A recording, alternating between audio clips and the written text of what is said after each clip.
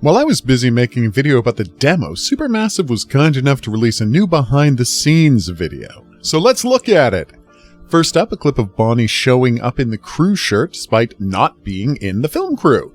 Christine is upset and announces the shirt wasn't for her. I guess that means it's Christine's shirt since she's the only crew member not wearing it already. Then we've got a lot of chatting about tech and the actor's processes, which is interesting enough, but not a great source of clues. Here's a clip of the actor playing Sam threatening someone. Possibly the actor playing Stan? And Stan seems confused and certain that Sam is dead. Is this Sam being displaced in time by the power of the movie? Like, is he in some of the movie footage and he escapes the footage? What does it mean that Christine is there in the background watching them? Bonnie is also there, adding another level of confusion about when this might be set. We got a bunch of the 80s cast, along with a member of what's presumably the present-day cast. Creepy footage of Christine filming a severed hand. Now we've got a script page of Jaime and Bonnie hiding from a monster.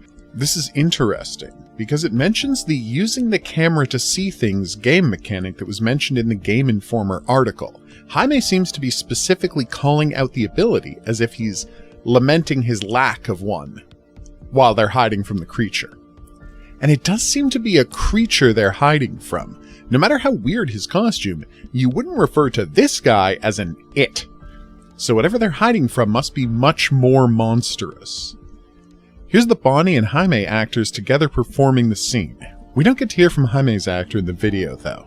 There's a lot of talk about how useful modern facial capture techniques are for expressing emotion to the player, but I remain skeptical on that front. Like, I've gotten emotionally invested in the fate of colored boxes, and left cold by perfectly recreated human faces. In the history of video games, I've only ever seen one example of a subtle facial animation being necessary to express a character's feelings in any meaningful way. I know Supermassive is the vanguard when it comes to gorgeously rendering characters, but graphics are never something I'm going to prioritize. Talking about tech bleeds over the Christine actor yelling two versions of a scene, one in which she screams that people just can't leave her, and another where she yells at them to run. The intercutting and her pose suggest that this is going to be what she's saying while she's being dragged into the portal, and the little decision made save point at the bottom of the screen indicates that the player has just chosen which of these two things to say, or possibly that Jaime has just decided to try and rescue her. We get a bit of Robert at his pharmacy job, where there seem to be two references. I'm not sure what Titch Banks could refer to, perhaps it's the Dead by Daylight thing. The milk is a much more obvious reference. It's from DeLarge Dairies, which is reference to Alex DeLarge, the main character of A Clockwork Orange, who would dress in ridiculous outfits with his school friends and hang out in bars, getting high on drugged milk, before just being horribly violent. There's another bit of new footage, as the filming is interrupted by Sheriff Green. It's nice that Tom's foreshadowing worked out. Seeing him pick up the camera suggests that this is where their original camera gets broken, forcing them to the pawn shop.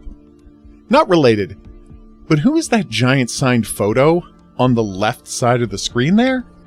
Now things get really interesting when we're talking about mixed casts, because first we check in with the actors playing Sam, Bonnie, Christine, and Stan for a moment.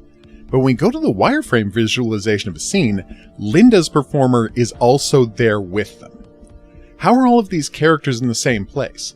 More importantly, where is Jacket Lady, who may be called Madison? I mean, there's a reference in the files to Maddie, so that makes sense, but I still haven't seen an official confirmation on that yet. Then we've got Stan being grabbed by a stunt performer, maybe playing as Frank Stone. Everyone else tries to drag him back, so this should be intense. Here's Stan's introduction. We learn the character is named Bruno Stanford III, which we can interpret as a code for he's from money. Does this mean he's the collector who owns Dead by Daylight Manor? That would seem to track. Wait, is that Vincent Price in the picture? With the widow's peak, mustache, and ascot, it very well could be. In the next video clip, we can see the monster. I'm just going to assume it's Frank Stone for simplicity's sake, straining to move forward, possibly right before he grabs Stan by the throat. based on the fact that Stan is surprised to see this movement happening behind him, I'm going to go ahead and predict that this is footage of Frank Stone pushing his way out of the film that's being projected on the screen and into the real world.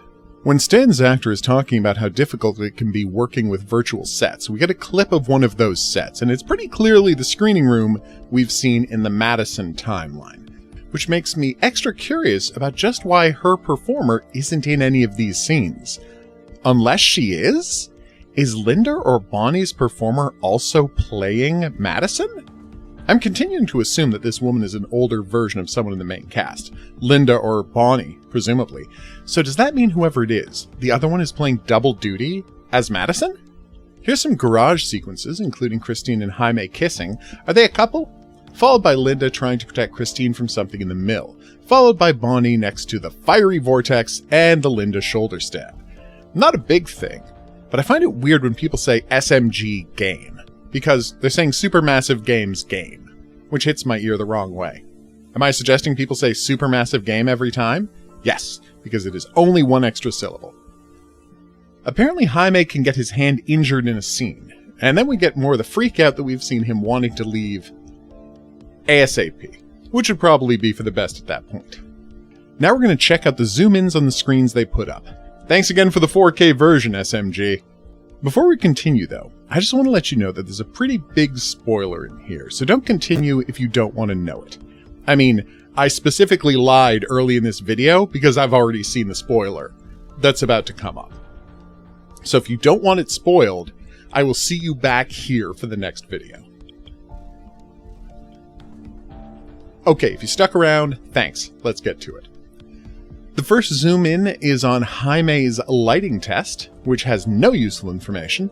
The next up is young Sam's facial animations, which seem to suggest that Ritual is the title of the Sam prologue level. Makes sense given the content.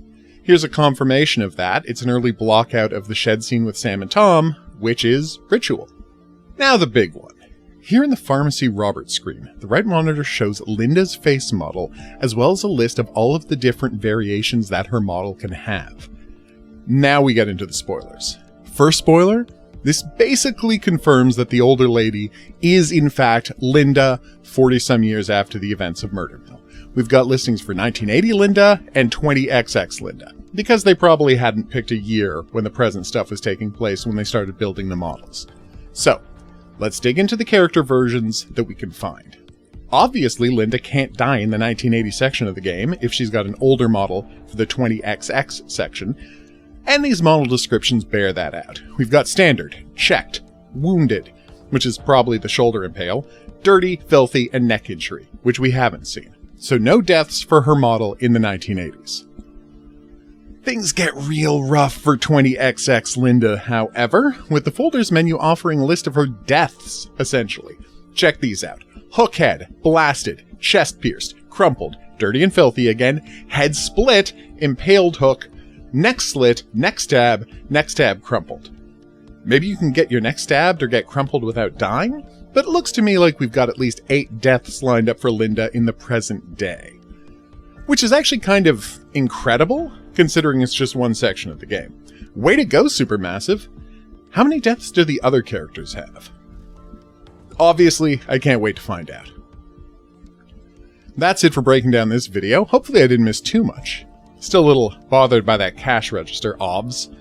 We're now just 2 weeks away from the release date, and the waiting is getting more difficult all the time. I'll see you back here for my long-awaited chess video, but for now, I've been the Hidden Object Guru. Thanks for watching. If you have any comments, drop them in the comments section for your theories about... Let's face it, well, what's left to theorize about? Oh, yes! What other deaths will be? I don't know what I'm asking for. Play my game Clown in the Woods. It's got a lot of deaths, too. We'll see you back here for more Frank Stone as information allows, but until then I'll say that's right, au revoir.